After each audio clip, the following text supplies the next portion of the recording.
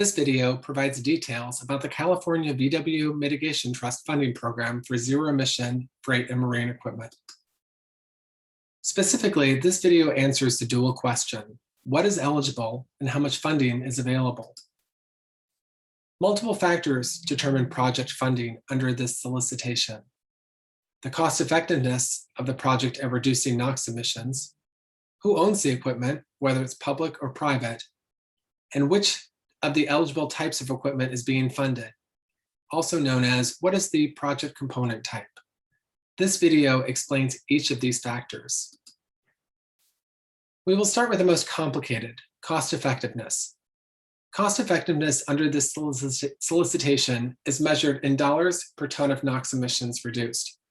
This fraction divides the funding amount by the difference between the emissions from baseline equipment usage and new zero-emission equipment usage. So what makes a project cost-effective? This depends on several factors. Here are three from the formula used to calculate cost-effectiveness: the horsepower of the engine, the tier of the engine, which is a proxy for its emissions profile, and the amount that the engine is used. As an applicant and grantee, you are not expected to calculate cost-effectiveness. We do that as grant administrators. So our point is to explain to you that cost effectiveness is determined based on a combination of factors. Here's an example of how cost effectiveness shapes a grant award. This is a generic example of a Tier 2 diesel engine. So we'll take a moment and explain it. The green shaded section of the graph is bounded at the bottom by the minimum possible grant award.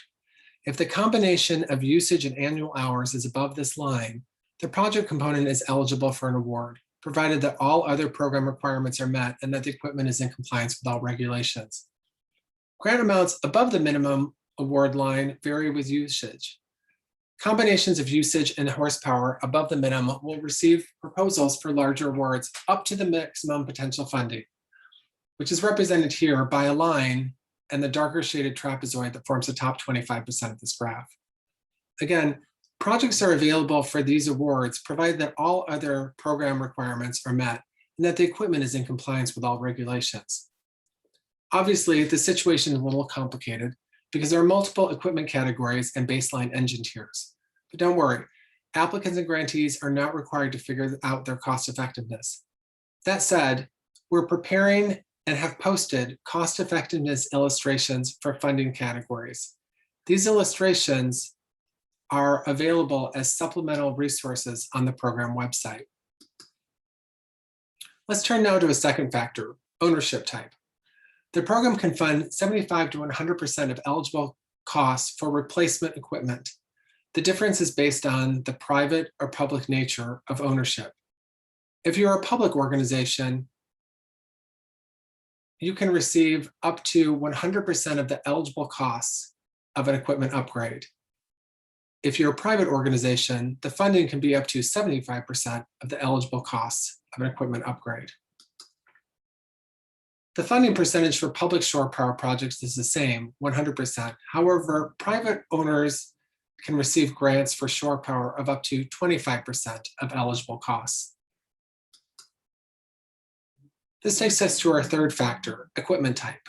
We will walk you through all five categories in the order here from left to right to explain the funding for each type of equipment.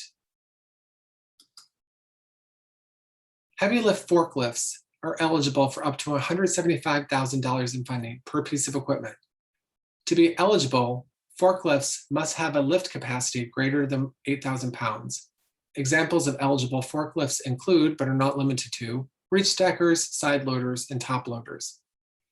The baseline equipment must have engines that are Tier 4 or earlier. LPG fueled forklifts also qualify. This equipment can be anywhere in California. For example, it can include forklifts in the agricultural sector. It does not have to be at a specific location like a port or an airport. Lastly, infrastructures such as equipment chargers are an eligible cost for this program. The second equipment category eligible for funding is port cargo handling equipment. Like forklifts, the maximum potential funding is $175,000 per piece of equipment. Examples of equipment are rubber-tired gantry cranes, straddle carriers, shuttle carriers, terminal tractors, yard hostlers, and yard tractors. This equipment must also have Tier 4 engines or earlier. The cargo handling equipment must operate at a seaport. In fact, it must operate entirely on port property. Cargo handling equipment infrastructure is also eligible for funding. And in this case, equipment like electric chargers would also apply. The third type of equipment is ground support equipment. Funding in this category is based on the incremental cost or difference in cost between a zero-emission piece of equipment and a conventional internal combustion engine. Qualifying ground support equipment is in use at an airport and provides services to or around aircraft between flights. Examples include, but are not limited to, equipment used for starting aircraft, aircraft maintenance, aircraft fueling, transporting or loading cargo and/or passengers to and from the aircraft. Eligible equipment must have engines that are diesel tier 0, 1, or 2, or spark ignition engines that are uncertified or certified to 3 grams per brake horsepower hour or higher in emissions. The fourth category is engine replacement or repowering for ferries, tugboats, and towboats.